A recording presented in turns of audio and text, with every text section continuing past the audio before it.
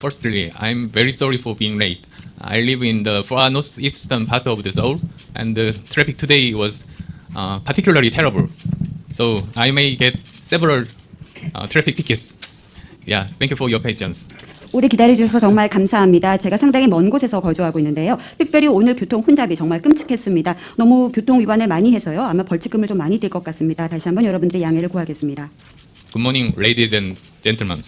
I'm Cheolsu An, presidential candidate of People's Party. I'm grateful to the president of Seoul Foreign Correspondent Club, Mr. Kim Moo-sun, for his kind invitation to share my vision on diplomacy and foreign policy. I also thank all the distinguished members of the media in this room for joining us today. Today, I'd like to brief you on my diplomatic stance that I will assume should I win the upcoming presidential election in March. I sincerely hope your coverage on my foreign policy statement will help augment friendly nations' interest in me and understanding of where I stand. As you may be well aware, the world is fast changing. Perhaps where you are in right now, Seoul, is at the center of such a world. In the midst of US-China hegemonic competition over advanced technology, Korea must make a clear decision and choice. As the competition heightens, Korea's decision time is also correspondingly coming fast. Russia's pending threat to invade Ukraine is reviving the Cold War-like confrontation. Should China be affected by the situation and employ force on Taiwan, that would invite US intervention, which will give rise to a serious challenge to Korea. Should North Korea resume its nuclear tests and keep firing ICBMs, we must find a clear and effective countermeasure along with the international community. All the scenarios mentioned above deeply concern Korea's economy, security, sustainability toward the future society, and the peaceful management of the Korean peninsula in a stable fashion. For this reason, the next government of Korea must build swiftly a responsible diplomatic foundation based on unimpassioned and critical assessment surrounding Korea. A bold approach and strategy is often required, while maximizing the national interest, yet in some cases embracing the notion of minimizing loss as an alternative. We can no longer afford to remain ambiguous in diplomacy on our values and principles, unlike current administration. We may be able to stand on the tightrope for now, but not for a lifelong time. The foundation I envision for Korea's diplomacy is responsible diplomacy based on autonomy, pragmatism, and peace, while protecting the nation's autonomy and people's dignity based upon national interest first approach. I also yearn G10 Korea to be more proactively contributing to the world peace and development in a much greater responsible fashion. This is the diplomatic foundation whereby Korea will become a responsible state to the Korea people as well as to the international community. To this end, 5 principles will be in place. National interest first, respect democratic values, respect international norms and mechanisms, reciprocity, and finally, mutual benefits and equality. From this perspective, I will elaborate on where I stand on Korea's situation with the neighboring states, including United States, inter-Korean relations, and science and technology diplomacy. I will begin with our relationships with the neighboring states, including US. Firstly, I will fully implement the May 2020 US-Korea Summit joint statement. By doing so, we can demonstrate that there is a continuity, consistency, and sustainability in our policy toward the United States, thereby giving rise to a fast recovery of the confidence and the trust between two nations. We can improve our security situation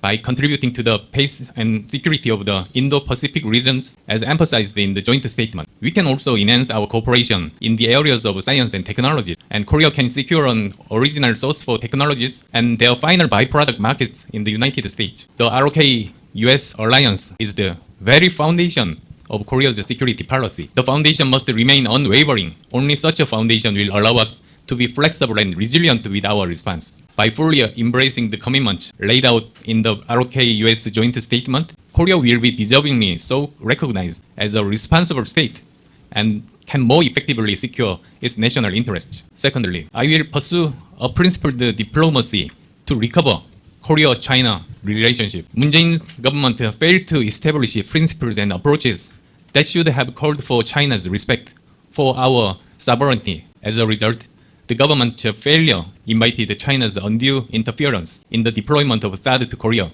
and subsequent economic sanctions against it. It also allowed China at its own discretion without our permission to enter into our waters and aerial areas. China's military intrusions have not been met by proper measures to date, unfortunately. I will immediately renounce Moon's government's so-called three nose offerings to China. They are unreasonable and damaging to Korea's dignity and autonomy. I will institutionalize a so-called red line against China and effectively respond to China's military provocations based on the principles I have set forth above. It will enable both Korea and China to develop a forward-looking partnership based on equality and mutual benefit. Thirdly, I will restore our relationship with Japan based on the spirit of Kim Dae-jung Obuchi statement. I will keep preventing the territorial disputes and history issues from being politicized and make Korea-Japan relationship forward-moving. I will shun away from such political leaderships that intended to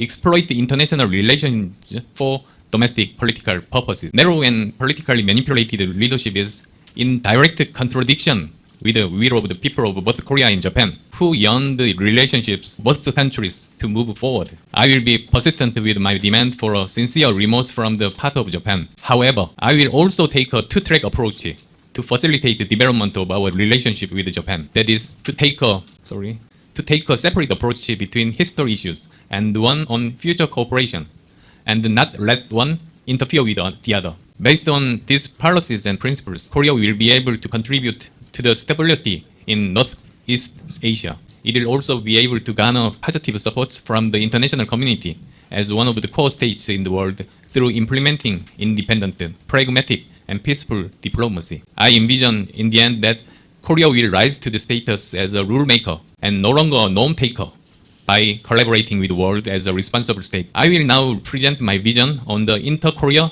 relationships policy. My vision and goals for the Korean Peninsula peace is to realize a Korean peninsula without a war and the nuclear weapons, and the two Koreas living together. To meet this end, I will embrace our brotherly sentiments with sincerity when carrying out talks with the North. However, as to its military provocations, including resumption of nuclear tests and missile test firing, I will counter them with principles in calmness and toughness, and in line with the international community. Global cooperative network diplomacy is vital in deterring military provocations in the Korean Peninsula. I will defend Korea's security and peace, the people's lives, and the safety against such provocations in collaboration with the international community, and not shy away from resorting to military countermeasures. That is the end state of the responsible state that I envision. My government will strive to enhance the readiness and preparedness of the ROK-US alliance and deterrence capabilities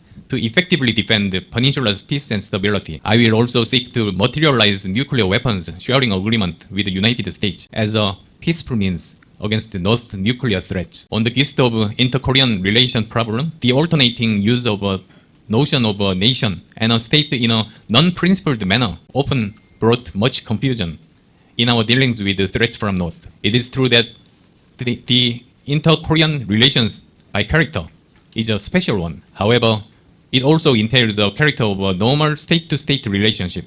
Therefore, North nuclear challenges, for instance, cannot be approached from a nationalist perspective. Such an approach will not lead us to nowhere. Our sober approach to North as a state is more effective in inviting it to a candid dialogue. It will be more beneficial to the North too. We must avoid giving a delusion to the North. We must remind the North that a cliché approach that it once relied on does no longer works. What is more important is that we must lead the North to become a normal member of the international community. Should North denuclearization show progress, sanctions could be lifted. For example, I'd like to see the establishment of an international consortium including two Koreas, US, China, Japan, Russia, and the EU, to take place in building an industrial complex like Kaesong. This approach will guarantee sustainability and stability at a greater extent than the old one that was exclusive only to two Koreas. Lastly, I'd like to introduce my vision for science and technology diplomacy. Today's diplomacy has become more comprehensive in nature and character than ever.